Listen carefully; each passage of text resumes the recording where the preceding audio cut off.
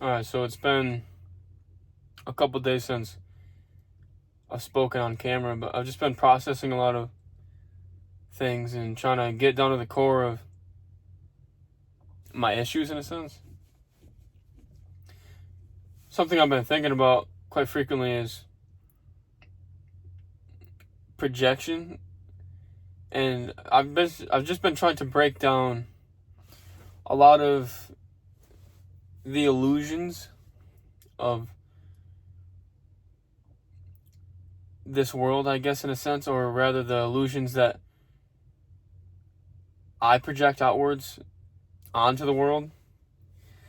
Because I've talked about this before, but we constantly project our internal world outwards onto the world, and then we say that that's how the world is, but that's not necessarily the case. But that's what I've been dealing with, or rather, I've just been trying to look at, I guess, the past couple days. And one idea that I stumbled upon was this idea of fragmentation. And I started to think that if there's fragmentation in the psyche, right? If there isn't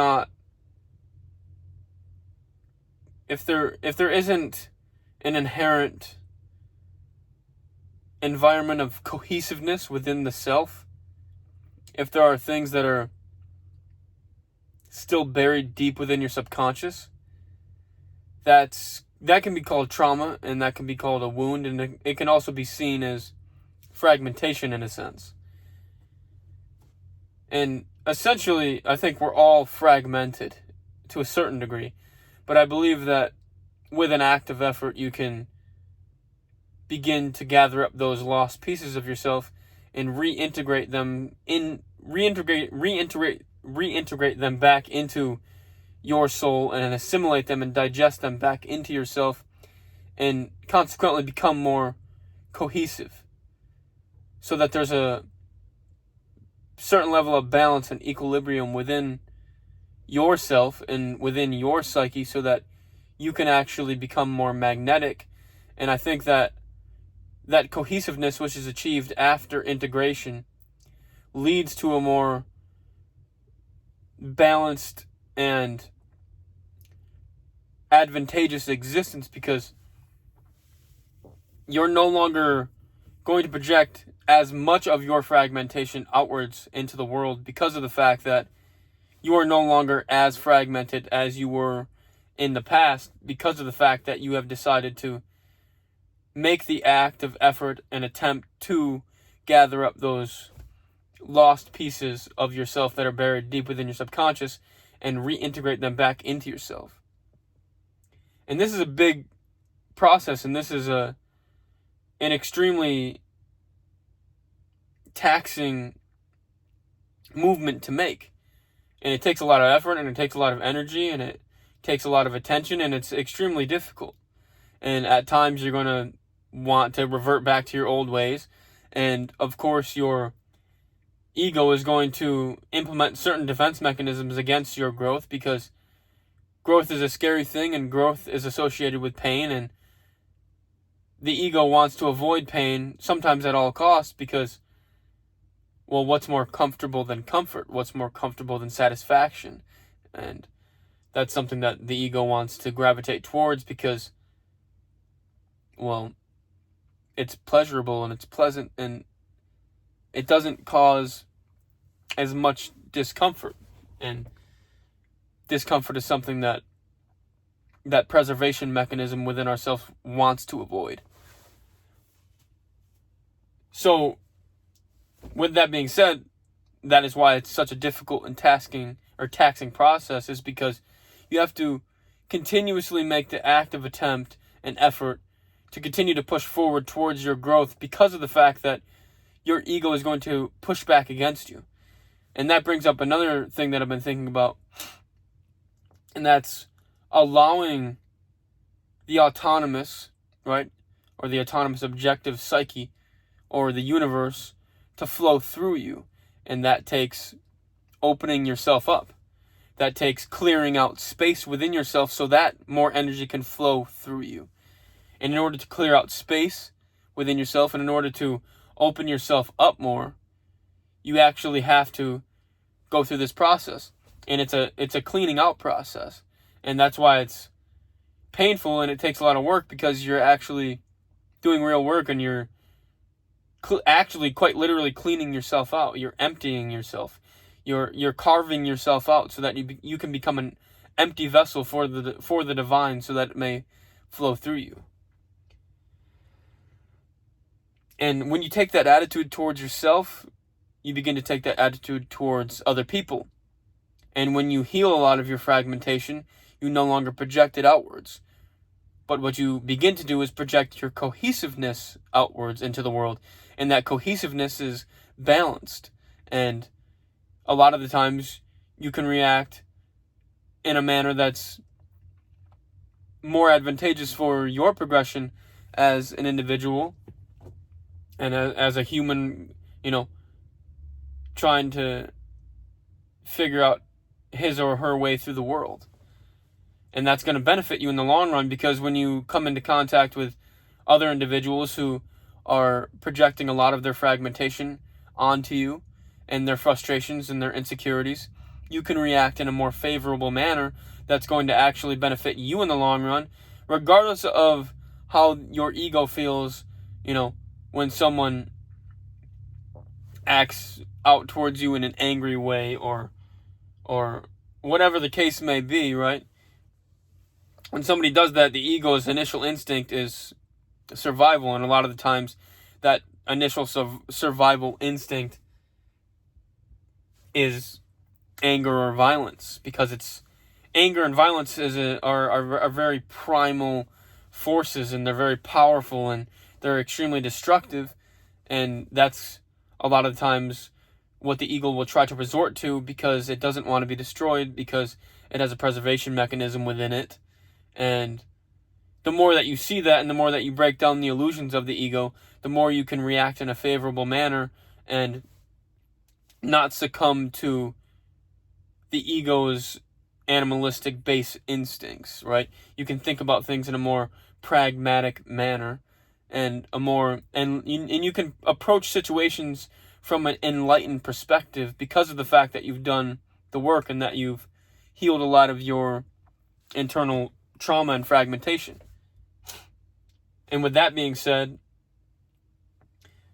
I think that it's important to take on that mentality and that attitude, because then you allow people to be what they are. But also, I think it's important to always be searching for that delicate balance between surrender and authority, because sometimes it's important to implement authority, because a lot of the time, you can surrender to a certain extent, but if someone is coming at you in a certain manner, it's okay to protect yourself. It's okay to defend yourself. It's okay to put up boundaries around certain things, because of the fact that you do want to live and be existing in an environment that is somewhat controlled by you, but also with an element of surrender to the divine, right? And those are a lot of the things that I've been thinking about and trying to work through, and they're big things, and that's why I haven't came on here and talked in a couple of days, because of the fact that I was processing a lot of things, and I didn't really know how to talk about it, because I didn't really think I understood it yet. But thinking about all those things has brought me to a deeper place within myself, and my connection to the universe or God or the divine, or whatever it is that you decide to call it, right? That idea, that notion, that feeling within yourself, within your soul, that that you're connected to. And once you feel that you're connected to it, and once you have that personal experience with some sort of a greater power or source, it's at that point it becomes undeniable that it exists, right? And then I think it's after you have that experience, right, it's a process of continual refinement, so that you can continuously deepen your understanding and relationship with that other, right? And that other that I'm talking about is the divine. It is God. It is the universe. It is the cosmos. Because it's a part of you and it's constantly flowing through you. And the more that you hollow yourself out, the more that you carve yourself out and open up space within yourself, the more energy can flow through you and the more magnetic and electric you become, in a sense. And that takes a lot of work and that takes a lot of time and effort. And if there's anybody listening to this, just know that it's part of the process to feel disheartened at times or lose motivation, but just know that it's all part of the process, and there's pain involved and there's also triumph, and there's cycles and stages to it all. But continue to push, continue to strive, continue to keep going forward, and never yield to discomfort and never yield to pain. Push through the pain, push through the trauma, and you will be rewarded at the end when you push through that. And it's a continual process, and it's continuously repeating, and it's something that you get better with over time and effort. And just know that, and keep that in mind, and keep pushing, and just know that there are other people out there, and there are people in this world that are going through what you're going through. There are people in this world who have experienced trauma and who are going through hard things and are dealing with loss and, all sorts of things.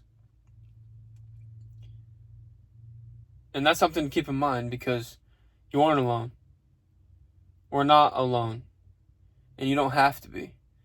And when you continue to push deeper and get closer to yourself and act from your core and your center and allow, your core and your center to flow out of you, the more authentically you'll be living. And when you are living a more authentic life, when you're acting from your authentic core, it feels a lot more comfortable to live. It feels more balanced. You feel happier. You feel more alive. You feel more electric. You feel more vigorous and real and raw and intense. And those are real emotions, and that's what it feels like to be alive. Being alive is supposed to feel raw. It's supposed to feel visceral. It's supposed to feel intense. And if you're living in a state right now where you feel an overwhelming sense of stagnation within yourself and within your life, just know that you can push towards something better, towards something greater. You can transform. You can transcend. It's 100% a possibility. And not only a possibility, it is an axiom of reality. If you decide to push, if you decide that you're going to be better, you will. You will. There's no doubt about it. So just keep that in mind. And always understand that, hey, and look at yourself in the mirror and go, I can get better, I can be better, I can do better, and I'm also okay where I'm at. You have to also accept where you are. There's no, I'm supposed to be here, I need to be here, blah, blah, blah, blah, blah, whatever we want to tell ourselves. There's no, don't compare yourself to other people. Compare yourself to who you were yesterday. And if you can do that, and obviously I know that it's a struggle, and I deal with it myself, and I'm not always perfect, and nobody is, but if you can go, hey, I'm just going to be better than I was yesterday, and even if I'm not better than I was yesterday, today, there's always tomorrow. It's just like, don't beat yourself up too much, and don't live so much in the past and have a short memory, and just get over it and just take another shot. That's all you got to do in life, is just take another shot. If you missed a shot, take another one. Maybe you'll make it this time, and if you miss again, take another one. It's the same thing, and it's like with basketball. If you're shooting and you miss, do you stop shooting? No, that's called practice. You keep shooting until you can make them consistently. It's the same thing with life. Life is a game as well. Don't stop taking shots. You're not going to get better if you stop taking shots. Yeah, that's how I feel. That's just what I wanted to talk about right now. And I'll be back for another talk when I feel like I have value to offer and I have something to share.